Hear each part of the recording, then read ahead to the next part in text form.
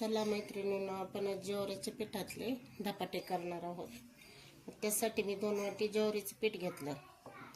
त्याच्यात आता ही उकळीमध्ये मिरची बारीक करून घेतली, लसूण, मिरची आणि जिरे.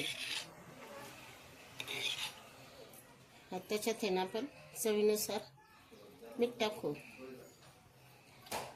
त्याच्यात आता बेसन पीठ टाकू. थोडं टाकायचं बेसन पीठ, लई नाही टाकायचं. आणि गव्हाचं पीठ टाकू थोडं. आता थोडी हळद टाकू त्याच्यात आपण. आणि त्याच्यात आपण आता थोडं तेल टाकू. तेल टाकलं का जास्त लई मोठी कोथिंबीर टाकायची भरपूर. आणि भरपूर कांदा टाकायचा.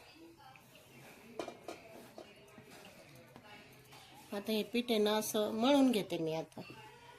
छान, लई पातळ नाही, लई घट्ट नाही. आणि ते फडक्यावर आपल्याला धपाटे थापायचे.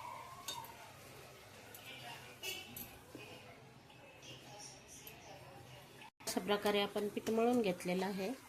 आता हे 10-15 मिनिटं मी झाकून ठेवत आहे. नंतर आपण धपाटे बनवू फडक्यावर. दूध घालू शकता. अशा प्रकारे आपल्या धपाटे तयार झालेला आहे. दह्यासोबत खा, सॉससोबत खा, गोळासोबत खा.